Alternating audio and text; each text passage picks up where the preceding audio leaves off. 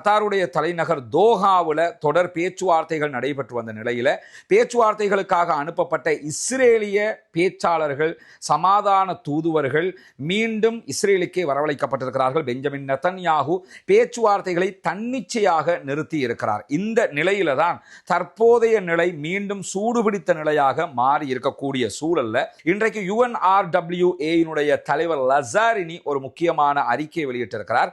அந்த அறிக்கையில என்ன சொல்றாரு? தற்போது அமெரிக்காவும் இஸ்ரேலும் இணைந்து காசாவுக்குள்ள உணவு கொடுக்க போவதாக சொல்லியிருக்கிறார்கள். இதனை நாங்கள் ஏற்றுக்கொள்ள முடியாது என்று சொல்லியிருக்கிறார். இந்த அறிவிப்பு என்பது அரசியல் தனமானது, அதே போன்று இராணுவ மயமாக்கப்பட்டது என்பதுதான் அவருடைய வாதமாக இருக்கிறது. ஏன்னா நீங்க அரசியலுக்காக இன்டர்நேஷனல் அழுத்தம் வருகுதுங்கிறதுக்காக ஒரு 100 ட்ரக்கை கொண்டாந்து கொடுக்க பார்க்குறீங்க. ஒரு நாளைக்கு 500 தொடக்கம் 600 ட்ரக்குகள் உணவு தேவைப்படுகிற நேரத்தில் 100 ட்ரக்கை கொண்டு வந்து அதுலேயும் 11 ட்ரக்கை தான் உள்ள விட்டுருக்கிறீங்க. இப்படி ஒரு ஏமாற்றகரமான காரியத்தை நீங்கள் செய்ய துணிகிறீர்கள். எனவே இது அரசியல் தனமானது, அதே போன்று இராணுவத்தனமானது. இதனை நாங்கள் ஏற்றுக்கொள்ளவே முடியாது என்று சொல்லி இன்றைக்கு UNRWA தலைவர் மறுத்திருக்கிறார். அதே நேரத்தில்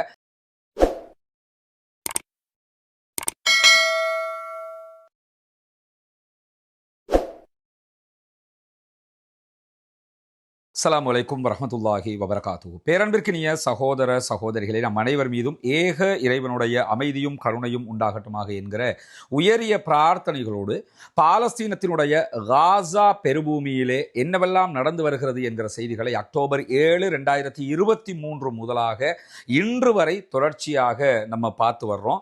தொடர்ந்து 595 நாட்களாக இந்த யுத்தம் நடைபெற்று வந்திருக்கிறது. இன்றைக்கு 596வது நாளாகவும் பாலஸ்தீனத்தினுடைய காசா பகுதிகள் மீது இஸ்ரேலிய ஆக்கிரமிப்பு இராணுவம் தாக்குதல்களை நடத்தி கொண்டிருக்கக்கூடிய அதே நேரத்தில் அதற்கு பதிலடியாக பாலஸ்தீனத்தில் இருக்கக்கூடிய சுதந்திர போராட்ட இராணுவமும் பதிலடி தாக்குதல்களையும் நடத்தி கொண்டிருக்கிறது. இந்த நிலையில இன்றைக்கு வெளியாக இருக்கக்கூடிய பல முக்கியமான தகவல்களில் கவலைக்குரிய முதன்மையான தகவல் என்னன்னு சொன்னா, இதுவரைக்கும் கடந்த 24 மணி நேரங்களுக்குள்ளாக 57 அப்பாவிகள் காசாவிலே கொல்லப்பட்டிருக்கிறார்கள், ஷஹீதாகி இருக்கிறார்கள் என்கிற செய்திகளோடு 187 சகோதரர்கள் படுகாயம் அடைந்திருக்கிறார்கள் என்கிற செய்திகளும் வெளிவந்திருக்கக்கூடிய அதே நேரம் அல் அவுதா மருத்துவமனை வளாகத்தின் மீது இஸ்ரேலிய ஆக்கிரமிப்பு இராணுவம் பயங்கரமான தாக்குதல்களை இன்றைக்கும் தொடர்ந்து வருகிறது. நமக்கு தெரியும், கத்தாருடைய தலைநகர் தோஹாவில் தொடர் பேச்சுவார்த்தைகள் நடைபெற்று வந்த நிலையில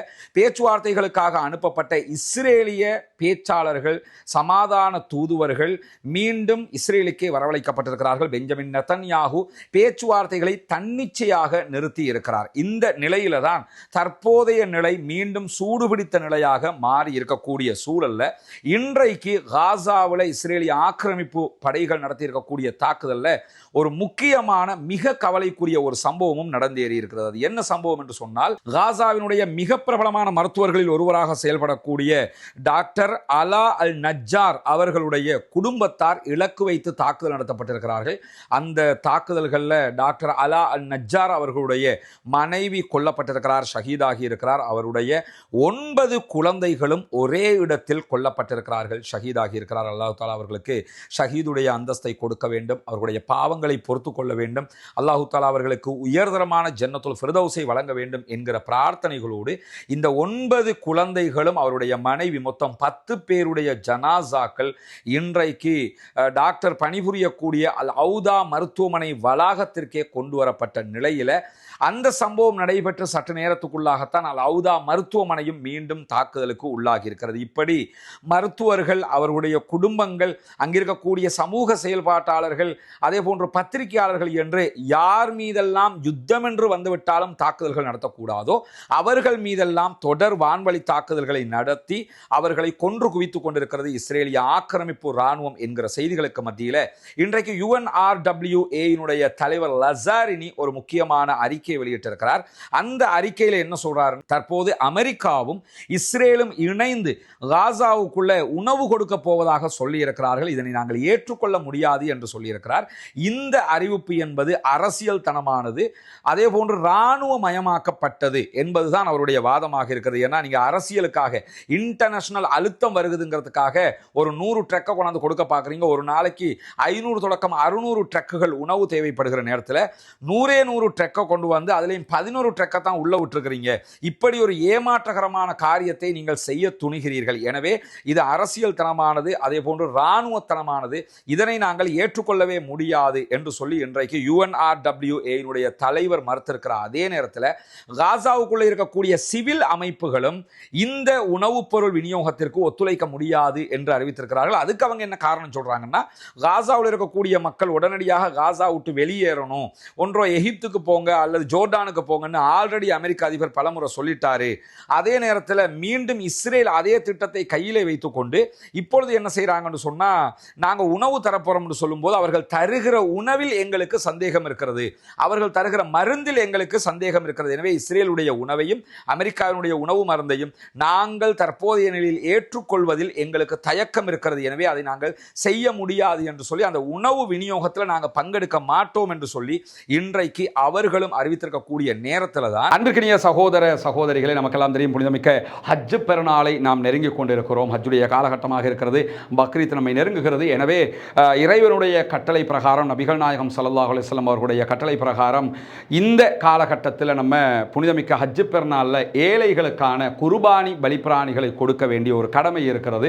இந்த சுன்னத்தான காரியத்தில் பங்கெடுக்க விரும்பக்கூடிய சகோதரர்கள் வளமை போன்று இம்முறையும் நம்ம குர்பானி ஏற்பாடுகளை செய்திருக்கிறோம். ஒரு மாட்டிலே 7 பேர் பங்கு சேர முடியும் என்கிற நபிமொழிக்கு இணங்க ஒரு பங்கினுடைய விலை 39,000 இலங்கை ரூபாய்கள் என்று நிர்ணயிக்கப்பட்டிருக்கிறது. எனவே இந்த பணிக்காக உதவக்கூடிய சகோதரர்கள் முன்னால் தெரிகிற நம்முடைய அக்கவுண்ட் நம்பருக்கு உங்களுடைய குர்பானி தொகையை வைப்பிலிட்டு விட்டு அதனுடைய ரிசிப்டை நமக்கு அனுப்பிச்சுத்தாங்க. அதே நேரத்தில் அந்த அக்கவுண்ட்டுக்கு பதிவிட முடியாதவர்கள் முன்னால் தெரிகிற வாட்ஸ்அப் மற்றும் நம்முடைய தொலைபேசி இலக்கத்திற்கு தொடர்பு கொள்கிற போது அதற்குரிய மாற்று வழிகளையும் நம்ம உங்களுக்கு காட்டுவதற்கு தயாராக இருக்கிறோம். இம்முறை பெரும்பாலும் நம்முடைய குர்பானி பலிப்பிராணிகள் அவுட் ஆஃப் கொலம்புக்கு வெளியில் கொடுப்பதற்குரிய ஏற்பாடுகளை தான் நம்ம பண்ணிக்கிட்டு இருக்கிறோம். இதற்காக உதவக்கூடிய சகோதரர்கள் உங்களுடைய குர்பானி பங்குக்குரிய நிதிகளை அவசரமாக நேர காலத்தோடு அனுப்பி தருகிற போது அதற்குரிய மாடுகளை நம்ம வாங்குறதுக்குரிய வாய்ப்பாக அது மாறிவிடும் என்பதையும் இந்த இடத்திலே கூறிக்கொள்ள விரும்புகிறேன். இதற்காக தொடர்பு கொள்ள விரும்புகிற சகோதரர்கள் மேற்கண்ட வழிமுறைகளை கடைபிடித்து உங்கள் உதவிகளை வாரி வழங்குங்கள். சகோதரர், அமெரிக்காவினுடைய காங்கிரசினுடைய உறுப்பினர் ஒருவர் வெளியிட்டிருக்கக்கூடிய ஒரு கருத்து இன்றைக்கு மிக பெரும் பரபரப்பான கருத்துக்களாக மாறி இருக்கிறது. குறிப்பாக அமெரிக்காவினுடைய காங்கிரஸ் உறுப்பினர் ஃபைன் வெளியிட்டிருக்கக்கூடிய கருத்தில் என்ன சொல்லியிருந்தார் என்று சொன்னால், காசாவில் இவ்வளவு நாளாக நம்ம யுத்தம் பண்ணுறோம், ஆனால் எந்த விதமான முடிவும் எட்டப்படவில்லை. அது நமக்கே தெரியும்ல. காசாவில் இன்றைக்கு 596 நாட்களாக நடத்தப்படுகிற யுத்தத்தினால காசாவினுடைய சுதந்திர படையை தோற்கடிக்க முடியவில்லை. பாலஸ்தீனத்தில் இருக்கக்கூடிய இஸ்ரேலுடைய கைப்பற்றப்பட்டிருக்கக்கூடிய பணைய கைதிகளை மீட்டுக்கிட்டு வர முடியலை. அப்பாவிகளை கொன்று குவிச்சிருக்கிறாங்க. இதை மட்டும்தான் அவர்களால் செய்ய முடிந்திருக்கிறது. எனவே இந்த தாக்குதல்களால் நமக்கு காசாவை வெற்றி கொள்ள முடியாது. அப்ப நம்ம என்ன பண்ணணும்னா, எப்படி ஹிட்லருடைய படையை, நாஜிக்களை வென்றெடுப்பதற்காக அன்றைய நாட்கள்ல அணுகுண்டு தாக்குதல் நடத்தப்பட்டதோ அதே போன்று அணுகுண்டு தாக்குதல் நடத்தப்பட வேண்டும் என்கிற செய்தியைத்தான் அவர் வெளியிட்டிருக்கிறார். குறிப்பாக என்ன சொல்றாருன்னா, ஜப்பான்ல அணுகுண்டு தாக்குதல் நடத்தியதுனால ஹிரோஷிமா நாகசாகி மேல அணுகுண்டு தாக்குதல் வீசப்படவில்லை என்று சொன்னால் அந்த யுத்தத்தில் ஜப்பானை நம்ம அடிபணிய வச்சிருக்கவே முடியாது. எனவே இந்த நேரத்தில் காசாவை அடிபணிய வைக்கணும்னு சொன்னா ஒரே ஒரு வழி இருக்குது. காசா மீது அணுகுண்டு தாக்குதல் நடத்தப்பட வேண்டும் என்கிற ஒரு கோரிக்கையை காங்கிரசினுடைய உறுப்பினர் ஃபைன் இன்றைக்கு வெளியிட்டிருக்கக்கூடிய நேரத்தில் அதற்கு எதிர்வினையாற்றி இருக்கக்கூடிய பாலஸ்தீன விடுதலை இராணுவம், பாலஸ்தீன விடுதலை அமைப்புகளும் இன்றைக்கு பல அறிக்கைகளை வெளியிட்டிருக்கிறாங்க. அதுல மிக முக்கியமாக வெளியிட்டிருக்கக்கூடிய செய்தி என்னன்னா, சர்வதேச நாடுகள் இதை தெளிவாக புரிந்து கொள்ள வேண்டும். இவர்களுடைய நிலை என்ன, இவர்கள் எதை நோக்கி நகர்கிறார்கள் என்பதை புரிந்து கொள்ளுங்கள். தேவைப்பட்டால் மனிதர்களை கொன்று குவிக்கும் விதமாக அணுகுண்டு தாக்குதல்களை கூட இவர்கள் நடத்துவார்கள் என்பதை தெளிவாக சொல்லிக் கொண்டிருக்கிறார்கள் என்கிற கண்டனத்தையும் இன்றைக்கு அவர்கள் வெளியிட்டிருக்கக்கூடிய அதே நேரத்தில் நமக்கெல்லாம் தெரியும், ஹிந்து ரஜப் என்று சொல்லி ஒரு குழந்தை, அந்த குழந்தையை இஸ்ரேலிய ஆக்கிரமிப்பு இராணுவத்தை சேர்ந்த கொடூரர்கள் கொன்று குவித்தது மட்டுமல்லாம அதை வீடியோ எடுத்து வெளியிட்டிருந்தாங்க. இந்த வீடியோ பதிவை வெளியிட்டு அந்த குழந்தையை கொன்ற அந்த கொடூரன் முதன்மையாக தன்னுடைய நாட்டை விட்டு ட்ரிப் வர்றதுக்காக ஒரு சுற்றுலாவாக இலங்கைக்கு தான் வந்திருந்தான். வந்த நேரத்தில் ஹிந்து ரஜப் ஃபவுண்டேஷன் என்கிற அமைப்பு என்ன பண்ணாங்கன்னா, இலங்கை அரசாங்கத்திற்கு அதை முறைப்பாடாக செய்து, மனித உரிமைகள் அமைப்புக்கு முறைப்பாடாக செய்து அவனை கைது செய்யுமாறு சொன்னதோடு அவன் இலங்கையிலிருந்து தப்பி ஓடியிருந்தான். சென்றிருந்தான். அதற்கு பிறகு ஒவ்வொரு நாடுகளாக சென்றிருந்த நிலையில தான் அந்த சம்பந்தப்பட்ட ஹிந்த் ரஜப் என்கிற அந்த பச்சிலம் குழந்தையை கொன்ற அதனுடைய பேர்லேயே தற்போது ஹிந்த் ரஜப் ஃபவுண்டேஷன் உருவாக்கப்பட்டிருக்கக்கூடிய நேரத்தில் பெரு நாட்டிற்கும் அவர் சென்றிருந்தான். அவன் மீது ஹிந்த் ரஜப் ஃபவுண்டேஷன் பெருவில் வழக்கு தொடர்ந்திருந்தார்கள். அந்த வழக்கு விசாரணை தற்போது நடைபெற்று வருகிறது என்கிற செய்திகள் வெளியாகி இருக்கிறது. எனவே ஹிந்த் ரஜப் ஃபவுண்டேஷனுடைய இந்த முயற்சி வெற்றி அளித்திருக்கிறது. பெரு என்கிற அந்த நாட்டிலே ஹிந்த் ரஜப் ஃபவுண்டேஷன் பதிவு செய்திருக்கக்கூடிய இந்த வழக்கு விசாரணைக்கு எடுத்துக்கொள்ளப்பட்டிருப்பதும் பாலஸ்தீன மக்களுக்கு கிடைத்திருக்கக்கூடிய ஒரு வெற்றியாக கருதப்படக்கூடிய நேரத்தில் தான் இன்றைக்கு எடியோத் அஹ்ரோனோத் என்கிற இஸ்ரேலிய பிரபல பத்திரிகை வெளியிட்டிருக்கக்கூடிய ஒரு தகவல் என்னன்னு கேட்டா, இஸ்ரேலுக்குள்ள 2 முக்கியமான சம்பவங்கள் நடைபெறுகிறது. இன்றைக்கு இஸ்ரேலுடைய ஜனாதிபதியினுடைய அலுவலகத்திற்கு முன்பதாக ஆயிரக்கணக்கான மக்கள் திரண்டு ஒரு பெரும் ஆர்ப்பாட்டத்தை நடத்தி கொண்டிருக்கிறார்கள். பிரதமருடைய அலுவலகமும் முற்றுகையிடப்பட்டிருக்கிறது. இந்த 2 முற்றுகையும் எதுக்காக நடத்தப்படுதுன்னா, காசாவில் உடனடியாக யுத்தத்தை நிறுத்தணும், பணைய கைதிகளை மீட்டுக்கிட்டு வரணும் என்பதற்காகத்தான் இந்த யுத்தம் நடத்தப்படக்கூடிய நேரத்தில் 3ஆம் கட்டமாக என்ன சம்பவம் நடந்திருக்கிறது என்று சொன்னால், இஸ்ரேலிய பாராளுமன்றம் நெசட், அவங்களோட பாராளுமன்றத்துக்கு பேர் நெசட்னு சொல்லுவாங்க. நெசட்ல இன்னைக்கு மிகப்பெரிய ஒரு கலவர நிலை உருவாகி இருக்கிறது. இஸ்ரேலிய பாராளுமன்ற உறுப்பினர், நெசட்டினுடைய உறுப்பினராக இருக்கக்கூடிய லிகுட் கட்சியைச் சேர்ந்த அமித் ஹலேவி என்கிறவர் இன்றைக்கு அரசாங்கத்திற்கு எதிராக மிக பாரதூரமான குற்றச்சாட்டுகளை முன்வைத்திருக்கிறது மட்டுமல்லாம தெளிவாக அவர் சொல்லியிருக்கக்கூடிய செய்தி என்னன்னு சொன்னா, நாம் இதுவரைக்கும் பாலஸ்தீன விடுதலை அமைப்பை கட்டுப்படுத்த முடியாமல் போய்விட்டோம், அடிபணிய வைக்க முடியாமல் போய்விட்டோம். இனியும் பாலஸ்தீன விடுதலை போராட்ட அமைப்புகளை நம்மால் அடிபணிய செய்ய முடியாது. தோல்வி அடைந்த திட்டங்களோடு தான் 20 மாதங்களாக இந்த யுத்தத்தை நாம் செய்து வருகிறோம். எனவே பாலஸ்தீன விடுதலை அமைப்பை நாம் வெற்றி கொள்ளவில்லை, இனியும் நாம் அவர்களை வெற்றி கொள்ள முடியாது என்பது திட்ட தெளிவாக நமக்கு தெரிகிற நேரத்தில் இதுவரைக்கும் நம்ம செஞ்ச எல்லா யுத்தத்தையும் எடுத்துக்கிட்டோம்னு சொன்னா, நம்ம எப்படி எதிரிகளை அடிபணிய வச்சோம்ங்கிறது நம்ம அத்தனை பேருக்கும் தெரியும். ஆனாலும் இந்த யுத்தத்தில் நாம் பாலஸ்தீன விடுதலை அமைப்பை அடிபணிய செய்ய முடியாமல் இருக்கிறோம். நாம் தோல்வி அடைந்து கொண்டிருக்கிறோம், அவர்கள் வெற்றி அடைந்து கொண்டிருக்கிறார்கள். இது நம்ம ஏமாற்றக்கூடிய ஒரு யுத்தமாக இருக்கிறது.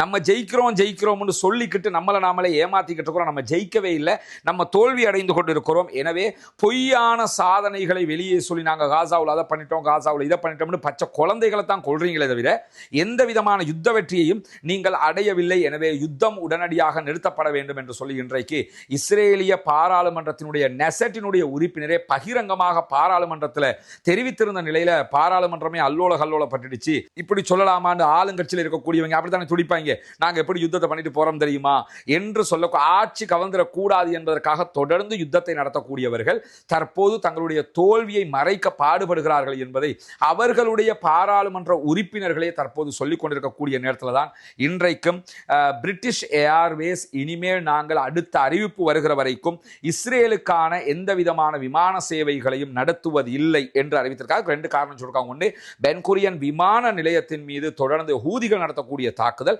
2வது காரணமாக அவங்க என்ன சொல்லியிருக்கிறாங்கன்னு சொன்னா, தொடர்ச்சியாக காசா மீது இஸ்ரேல் நடத்தி வரக்கூடிய இந்த தாக்குதல்களுக்கு முதல் கட்ட ஒரு முடிவாக நாங்கள் எங்களுடைய விமானங்களை நிறுத்துகிறோம் என்கிற செய்திகளையும் சொல்லியிருக்கிறார்கள்.